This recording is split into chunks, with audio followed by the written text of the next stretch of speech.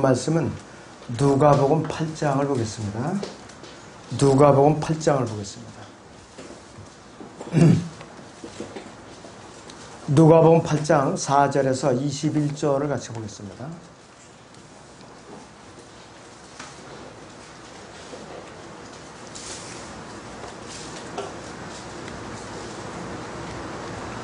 누가복음 8장 4절에서 21절을 같이 보겠습니다. 많은 사람들이 함께 모여 모든 성읍으로부터 주께 나왔을 때 주께서 비유로 말씀하시기를 씨 뿌리는 사람이 씨를 뿌리러 나가서 뿌렸더니 어떤 씨는 길가에 떨어지니 밟히기도 하고 공중의 새들이 먹어버렸고 또 어떤 씨는 바위 위에 떨어지니 습기가 없으므로 싹이 나자마자 말라버렸더라. 또 어떤 씨는 가시떨기 사이에 떨어지니 가시가 그것과 함께 자라서 기운을 막아버리더라. 또 어떤 씨는 좋은 땅에 떨어지니 싹이 나와서 100배의 열매를 맺더라 하시더라. 이 말씀을 하신 후 외치시기를 들을 귀 있는 자는 들을지어다 라고 하시니라. 그때 제자들이 주께 물어 말씀드리기를 이 비유가 무엇을 뜻하니까 라고 하니 주께서 말씀하시기를 너희에게는 하나님의 왕국의 신비들이 알도록 허락되었지만 다른 사람들에게는 비유로 하나니 이는 그들이 보아도 보지 못하며 들어도 깨닫지 못하게 하려 함이니라. 이제 그 비유는 이것이라. 씨는 하나님의 말씀이요 씨가 길가에 떨어졌다는 것은 그들이 들으나 마귀가 와서 그들이 마음에서 말씀을 빼앗아가 버리므로 믿지도 구원받지도 못하는 자들이요 씨가 바위 위에 떨어졌다는 것은 말씀을 듣고 기쁨으로 받아들이지만 뿌리가 없으므로 잠시 믿다가 시험을 받을 때면 떨어져 나가는 자들이라. 씨가 가시떨기 사이에 떨어졌다는 것은 말씀을 듣기는 들어도 가서 이생의 염려와 부와 쾌락에 억눌려 온전함에 이르는 열매를 맺지 못하는 자들이요 씨가 좋은 땅에 떨어졌다는 것은 정직하고 선한 마음으로 말씀을 듣고 지켜서 인내로 열매를 맺는 자들이라. 아무도 촛불을 켜서 그릇으로 덮거나 침상 아래 두지 않고 촛대 위에 두나니 이는 들어가는 사람들로 그 빛을 보게 하려는 것이라. 비밀로 간직된 것이 드러나지 않을 것이었고 숨겨진 것도 알려지고 공개되지 않을 것이 없느니라. 그러므로 너희가 듣는 것에 주의하라. 누구든지 가진 사람을 받게 될 것이요 누구든지 갖지 못한 사람은 가진 것처럼 보이는 것마저도 빼앗기게 되리라고 하시더라. 그때 주의 모친과 형제들이 주께 왔으나 무리로 인하여 가까이 가지 못하더라. 누군가가 주께 말씀드릴 당신의 모친과 형제들이 당신을 만나려고 밖에 서 있나이다 라고 하니 주께서 대답하여 그들에게 말씀하시기를 내 모친과 형제들은 하나님의 말씀을 듣고 그것을 향하는 사람들이라고 하시더라 그랬습니다. 오전의 주제는 믿음을 얻는 방법입니다. 믿음을 얻는 방법. 제가 잠시 믿음을 얻는 방법입니다. 믿음을 얻는 방법. 이 누가복음 8장의 주제는요. 믿음을 얻는 방법이 있고 또 그 믿음을 일상생활에 적용하는 방법 두 가지로 나눠져 있어요. 예수 그리스도께는 누가복음 8장 1절에서 21절까지는 믿음을 깨닫는 마음으로 하나님의 말씀을 받아들이는 데서 생긴다는 사실을 제자들에게 가르쳐 줬어요. 또 누가복음 8장 22절에서 56절 끝절까지는 제자들이 실제로 얼마나 많이 배웠는가 제자들에게 시험을 해보시는 거예요. 시험을 해보시는 거예요.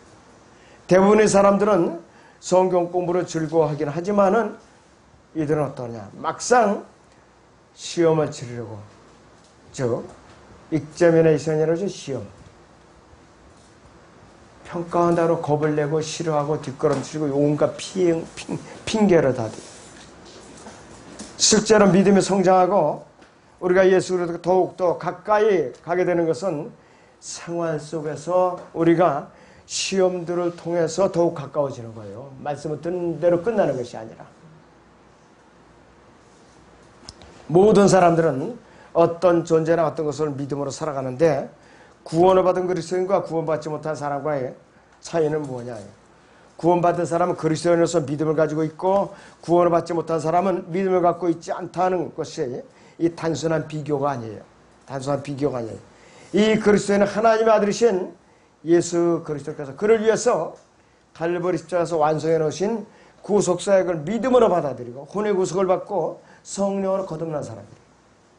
그래서 이 그리스도인은 자신의 믿음을 예수 그리스도 안에다 두고요. 다른 데 두지 않은 것입니다.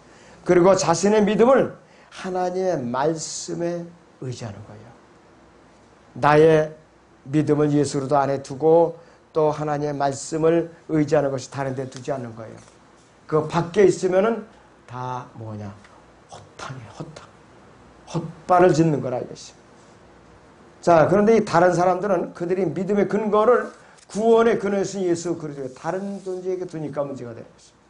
여기에 바로 차이가 있는 것입니다.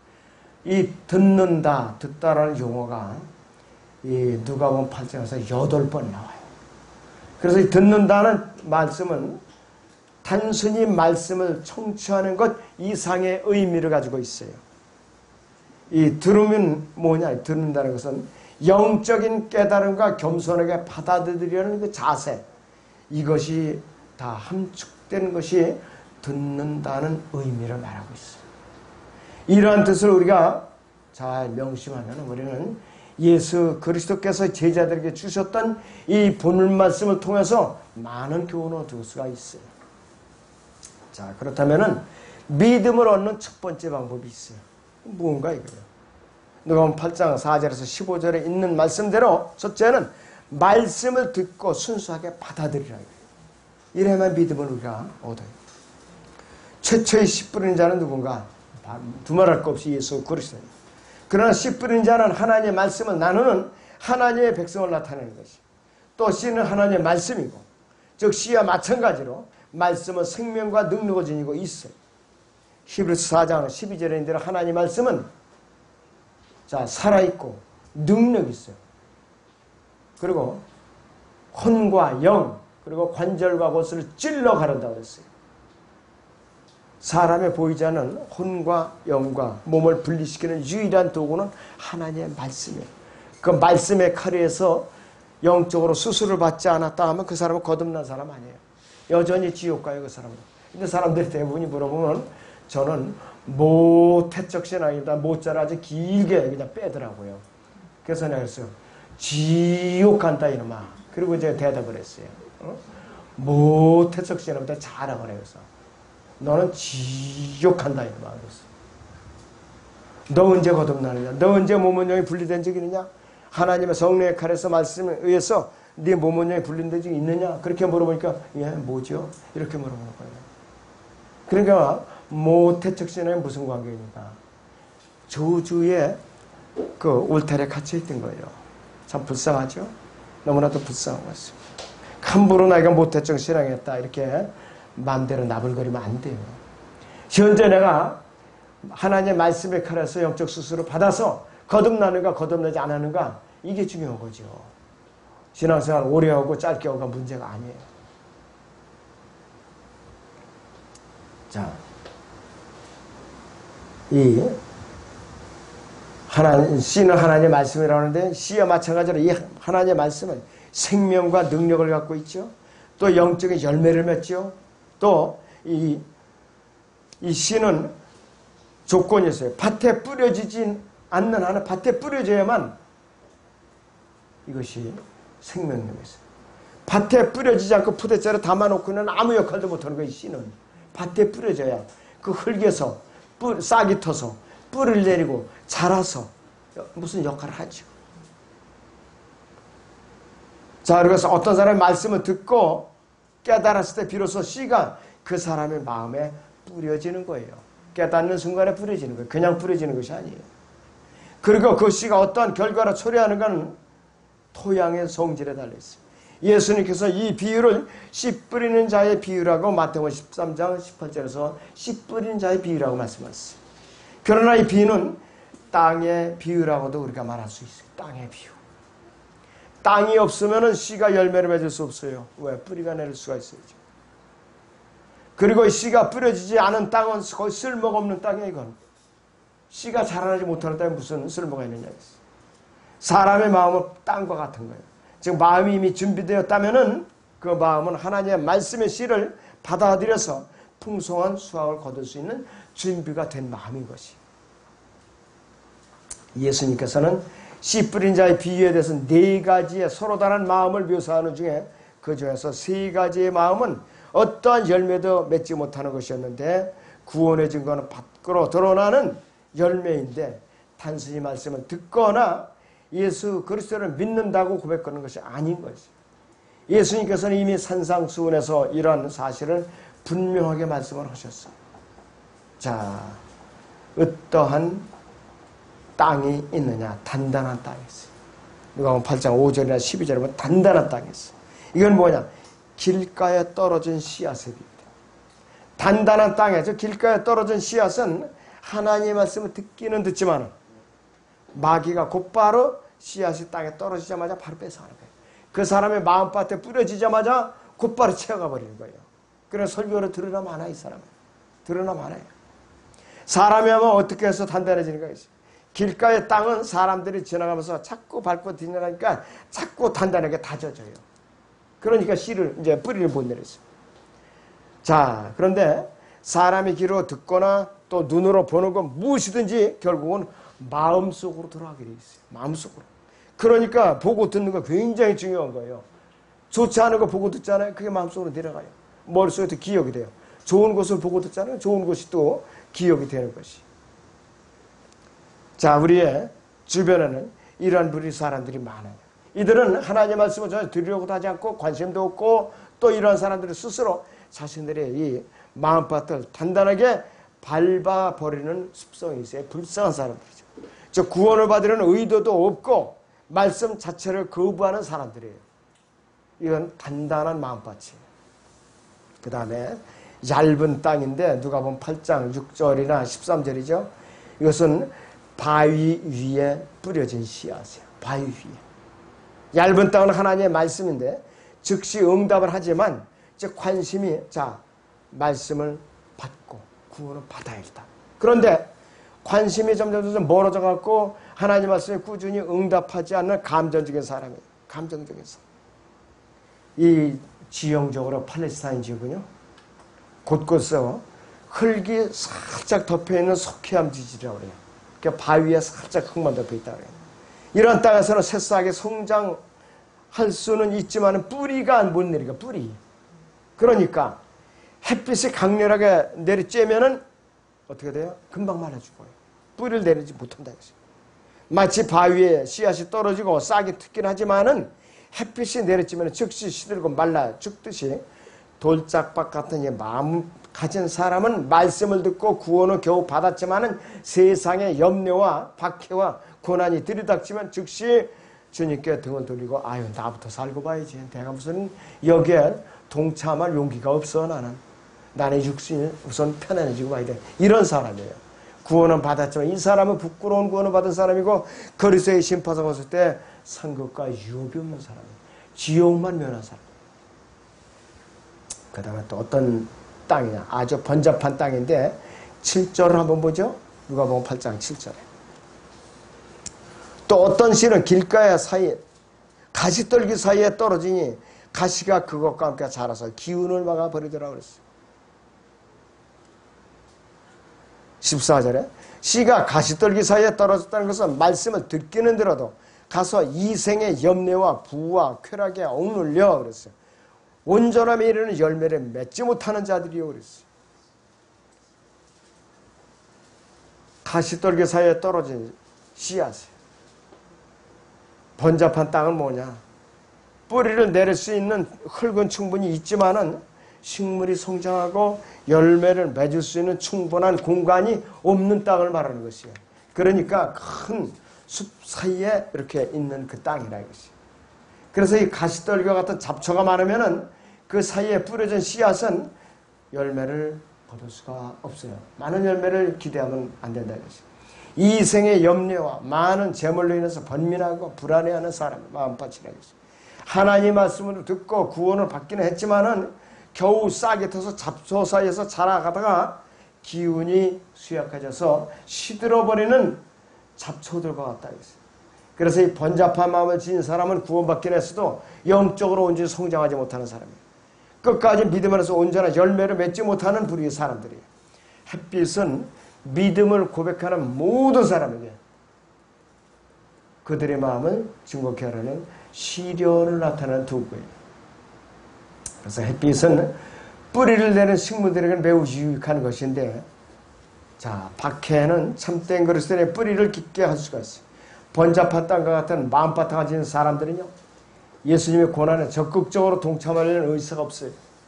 또 자신의 몸을 주님께 드리려는 헌신하려는 적극적인 의사도 없을 뿐만 아니라 주님을 온전히 섬기려는 의사가 결여된 사람이에요. 언제든지 고난과 박해가 오면은 믿음에서 돌아서서 자기 이익을 챙기는 사람. 이런 사람이 뭐냐? 번잡한 마음은 바로 이 가시떨기 사이에 뿌려진 마음이라는 것이죠. 자, 좋은 땅은 8절이나 15절에 나오는 좋은 땅. 자, 15절 거죠. 씨가 좋은 땅에 떨어졌다는 것은 정직하고 선한 마음으로 말씀을 듣고 지켜서 인내로 열매를 맺는 자들이라고 했어요. 옥토에 떨어진 씨앗이. 자, 말씀을 듣고 깨닫고 마음속에 받아들여 진실로 구원을 받고 성실하게 열매를 맺음으로써 말씀을 증거하는 사람의 마음바탕을 말하는 것이죠. 누구든지 모두 똑같은 양의 열매를 맺을 수가 없어요. 모든 신실한 그리스도인들이 영적인 생활의 증거로서 동일한 열매를 맺죠. 이런 사람들이 밖으로 드러나는 열매가 있어요. 다른 사람들을 주님께로 인도해 오죠. 복음을 전해서. 그 다음에 하나님의 일을 위해서 이제 물질을 드리죠. 그 다음에는 선한 사역의 열매, 이제 사역에 적극적으로 동참을 하죠. 그 다음에 성령의 열매를 맺는 사람들이에요. 이것이 바로 좋은 땅에 뿌려진 옥토에 떨어진 씨앗을 받은 사람들일 것입니다. 이와 같이 좋은 땅에 비유된 옥토와 같은 마음바탕을 지닌 사람은 늘 하나님을 두려워할 줄 알아요. 또 자신의 몸 주님께서 그분의 목적대로 빚어서 쓰시도록 자신을 내어드리는 사람. 그리고 하나님께서 베푸시는 은혜 안에 감사하고 그분의 고난에 동참을 할 줄 알고 그분의 재림을 간절하게 기다리면서 30배, 60배, 100배의 열매를 맺는 삶을 살아가는 그리스도인들을 말하는 것이죠. 이와 같이 말씀을 받아들이는 반응이 제각기 나타나는 것은 뭐냐? 씨 뿌리는 자에게 잘못이 있거나 씨가 거짓되어서 아니라 문제는 뭐냐? 땅으로 비유된 사람의 마음바탕이 잘못된 것이에요. 사람의 마음바탕이 잘못된 것이다. 사람의 마음은 하나님께 복종하지 않고 회개하지 않고 말씀을 받아들이지 않고 구원받기를 거부하고자 하는 본능이 있어요. 타락한 아담의 속성이 있다 이겠어요. 믿음은 여러분 인간의 지능지수, IQ의 문제가 되지 않아요. 교육의 문제가 되는 것이 아니에요. 믿음은 하나님의 진리를 받아들이고자 하는 겸손하게 준비된 마음의 문제예요. 마음의 문제. 12 제자들 보세요. 고학력자 없어요. 또 학자들 없어요. 전부 무식한 어부들이에요. 제일 글을 그래도 잘 아는 사람은 그 중에 마태 세일이에요. 그건 그래도 계산할 줄 알고 글을 쓸 줄 아니까 세무공무원 했었잖아요. 바울은 12사도 외에 13번째로 부름받은 사도예요. 이방인 사도. 바울이 제일 박식했던 사람이에요. 나머지는 전부 이제 학력이 없던 사람들에게. 왜 주님께서 그 사람들을 썼나? 아주 유식한 사람들을 들었으면은 하나님의 능력이 돋보이질 않아요. 이 무식한 사람과 어리석은 사람들을 들어 쓰셔서 복음을 전해야 하나님의 능력이 드러내지기 때문에 어리석은 자들을 썼다 이것이. 자, 지혜롭고 신중한 사람들이 오히려 아이들도 쉽게 깨달을 수 있는 진리를 깨닫지를 못해요. 여러분들 고학력자들 보세요. 복음을 전하면은 논리적으로 따지고 덤벼요. 그게 말이 되는 소리입니까? 네? 예수님 보신 적 있어요? 그렇게 따진다고요. 그리고 이대로 영적 기도 했다고 해서 내가 뭐 하나님의 자녀가 된다고요? 다른 사람에게 가르쳐주시오. 이런 소리밖에 안 해요. 그러니까 그런 사람들은 어떻게 지옥을 갈 수밖에 없어요.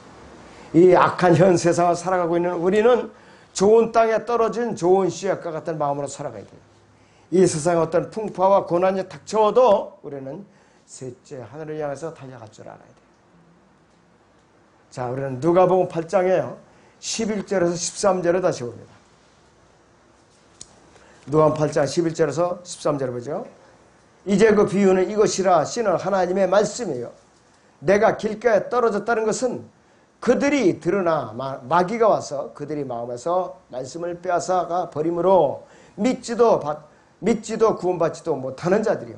씨가 바위 위에 떨어졌다는 것은 말씀을 듣고 기쁨으로 받아들이지만 뿌리가 없으므로 잠시 믿다가 시험을 받을 때면 떨어져 나가는 자들이라, 이렇게 말씀을 하고 있는데, 마귀가, 사탄이 어떤 짓을 하느냐, 왜 방해하느냐. 첫째는 하나님의 말씀들을 듣는 사람의 마음속에 뿌려지는 즉시 말씀을 빼앗아가 버려요.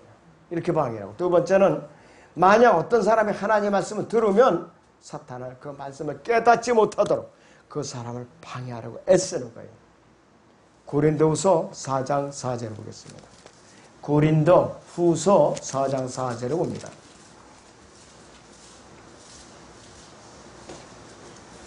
(3절부터) 보겠습니다. 그러나 만약 우리의 복음이 가려졌다면 그것은 구원받지 못한 자들에게 가려진 것이라. 그들 가운데 이 세상의 신이 믿지 않는 자들이 마음을 어둡게 하여 하나님의 형상이신 그리스도의 영광스러운 복음의 광채가 그들에게 비치지 못하게 하느니라. 자, 주님을 영접하는 순간은 보이지 않는 치열한 전쟁이 벌어지고 있어요. 이렇게. 그리고 만약 그 사람이 하나님의 말씀을 깨달았다면 곧바로 말씀들을 잊어버리게 만들어요. 그 3단계 작전. 그 다음에 만약 그 사람이 하나님의 말씀들을 깨닫고 잊어버리지 않고 있다면 그 다음 단계가 뭐냐? 불순종하도록 방해하는 거예요. 마귀는 이렇게 단계적인 수법을 쓰고 있어요. 끈질깁니다. 포기하지 않아요. 믿음으로는 두 번째 방법이 있어요. 하나님의 말씀을 듣고 함께 나누라 이거예요. 그것이 믿음으로는 두 번째 방법이에요. 본문 누가복음 8장 16절에서 18절을 보죠. 아무도 촛불을 켜서 그릇으로 덮거나 침상 아래 두지 않고 촛대 위에 두나니 이는 들어가는 사람들로 그 빛을 보게 하려는 것이라. 비밀로 간직된 것이 드러나지 않을 것이 없고 숨겨진 것도 알려지고 공개되지 않을 것이 없느니라. 그러므로 너희는 듣는 것에 주의하라. 누구든지 가진 사람은 받게 될 것이요 누구든지 갖지 못한 사람은 가진 것처럼 보이는 것마저도 빼앗기게 되리라고 하시더라. 이렇게 말씀을 하고 있습니다. 말씀을 듣고 함께 나눌 줄 알아야 돼. 말씀을 듣고 이렇게 교제하라 이것이요. 비유라는 거, 패러블이라는 것이요, 나란히 두다라는 것이요. 비유는 우리에게 친숙하게 어떤 것과 진리를 나란히 지시함으로써 새로운 것을 가르치는 것이요. 이스라엘 백성들 그 당시에 씨와 땅에 관해서 알았는데, 그래서 씨 뿌리는 자의 비유는 그들에게 아주 관심을 기울이게 하였던 것이요. 무관심하고 거만한 사람들이 이 비유를 무시했어요. 주님의 비유를 무시했던 것이요. 이 주님의 비유들은 부주의하고 무관심한 사람들의 주의를 끌었고 관심을 가진 사람들의 흥미를 고취시켰고, 우리는 주님께서 말씀하신 비유와 비유의 유익함을 이해하는 데에 정직함과 겸손함이 부족했을 때 자주 일어나는데, 이때는 뭐냐? 하나님 말씀을 그냥 놓쳐버려. 간과한다 이것이. 자, 우리는 예수님께서 하신 말씀, 이 비유와 비유의 말씀을 우리는 잘 귀담아 들어야 돼요. 하나님의 말씀을 듣고 깨닫는 것은 중요한 일이에요. 왜 그런가? 우리가 말씀을 듣고 깨달아야 다른 사람들에게 하나님의 말씀을 전할 책임이 있다는 것을 우리가 알게 되는 것입니다. 씨앗을 받아들인 사람은 누구든지 씨 뿌리는 자의 빛의 사자요, 하나님의 진리를 전달하는 자예요. 자, 씨앗을 받아들인 사람은 첫째는 씨 뿌리는 자, 두 번째는 빛의 사자, 세 번째는 하나님의 진리를 전달하는 자들이었어요. 데살로니가서 1장을 봅니다. 데살로니가 전서 1장 5절에서 8절 같이 보겠습니다.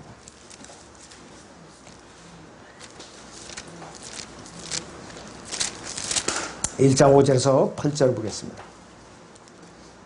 이는 우리의 복음이 말로만 너희에게 이른 것이 아니라 능력과 성령과 대단한 확신이 되었으며, 우리가 너희 가운데서 너희를 위하여 어떻게 했다는 것은 너희도 아는 바라. 또 너희가 성령의 기쁨으로 많은 환난 가운데서도 그 말씀을 받아들여 우리와 주를 따르는 자들이 되었으므로 마케도니아와 아카야에서 믿는 모든 자들에게 본이 되었느니라. 이는 주의 말씀은 너희로부터 마케도니아와 아카야에서뿐만 아니라 하나님을 향하는 너희의 믿음이 퍼져 있는 모든 곳에도 전해졌으므로 우리는 아무것도 말할 필요가 없게 되었습니다. 아주 부지런히 이들이 복음을 전하고 솔솔수범하고 모범을 보였다 하겠습니다. 자, 우리가 말씀을 나누지 않고 마음에 품고 있기만 한다면, 우리가 듣고 배운 말씀을 마음에 품고 나누지 않는다면 우리는 가진 것조차 잃어버리고 말 것이에요. 중요한 말씀이에요. 우리가 하나님의 말씀을 나누어 가지면 우리는 더욱 풍성하게 받아요. 말씀의 교제를 나눌 때에 더 많은 깨달음을 얻을 수가 있고, 더 친밀함이 가까워지고, 더 교제가 이제 두터워지고 교회가 결속되는 것이에요. 여러분들 말씀을 받고 혼자만 품고 있거나, 또 여러분들 예배 끝나고 그냥 천리마가 달리듯이 주력 남치지 마시고 말씀을 좀 나눠봐요. 웃는 분들이 양심에 좀 찔림을 받나보구만. 예? 자, 그래서 그런 필요가 있어요. 마음에 말씀을 나눌 수 있는 여유를 좀 가지셔야 됩니다. 믿음을 얻는 세 번째 방법이 있어요. 뭔가 말씀을 듣고 절대 복종하라 이거예요. 말씀을 듣고 절대 복종하라. 복종하지 않으면 그 19절에 21절이 그 내용인데요. 예수님의 생모이신 마리아와 그분의 육신의 동생들, 마태복음 14장 55절 56절에 나와 있어요. 1장 14절에 나와 있고, 그 동생들, 남동생들이 나와 있어요. 예수 그리스도에 대해서 걱정했고 그분과 함께 대화하기 일어났어요. 그분의 몇몇 친구들은 이미 그분이 미쳤다고 말했어요. 자, 이게 보통 일이냐 이것이. 마가복음 3장 21절을 봅니다. 마가복음 3장의 21절.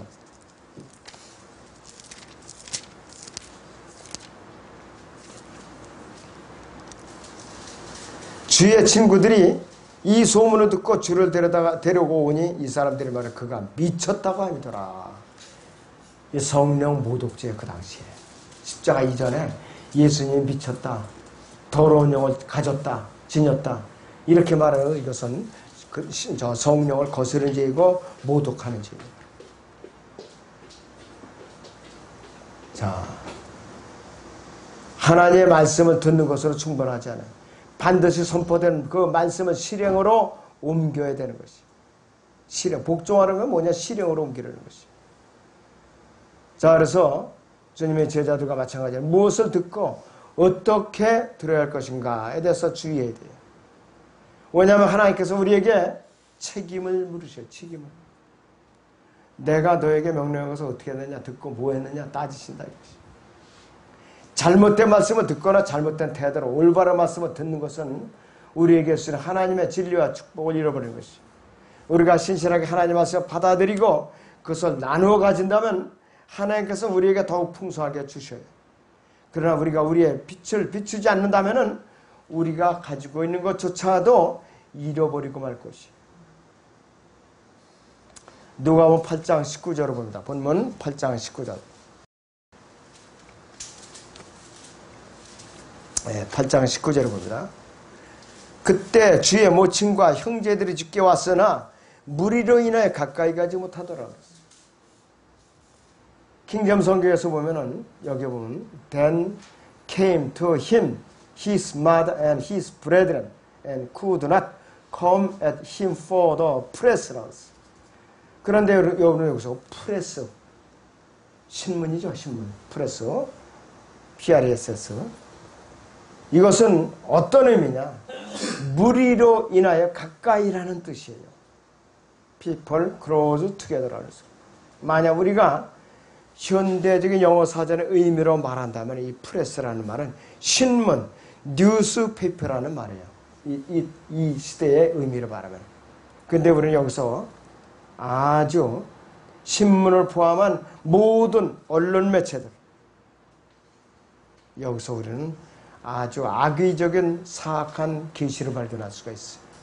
이 시대의 모든 신문, 언론 매체들, 인터넷을 포함한 모든 언론 매체들, 예수 그리스도로부터 어리석은 군중들을 분리시키는데 혼신의 힘을 다하는 도구들이에요. 예수 그리스도를 믿지 못하도록 방해하는 도구들이라 이거예요. 언론, 신문, 모든 방송 매체들이. 여러분들 이 우리나라의 언론 매체들 보세요. 사실이에요. 복음이라는 건 복자도 안 끄는 자들이에요. 예수님의 예자도 안 끄는 자들. 세상을 살기 좋게 한다고요? 새빨간 1급 거짓말쟁이들이에요. 1급 거짓말쟁이. 나라가 나라답게 사람이 사람답게 천만의 말씀 어디 하는 것들 보세요. 그것들이 나라를 망국의 길로 이끌고 가고 있어요. 절대로 현혹되면 안 돼요. 근데 불의에 대해서 교회가 입을 콕 다물고 타협을 하고 있어요. 이 못된 것들이 대형 교회들. 반드시 하나님께서 심판하실 거예요. 교회 안에서부터 심판하실 거예요. 예수님께서 오시면.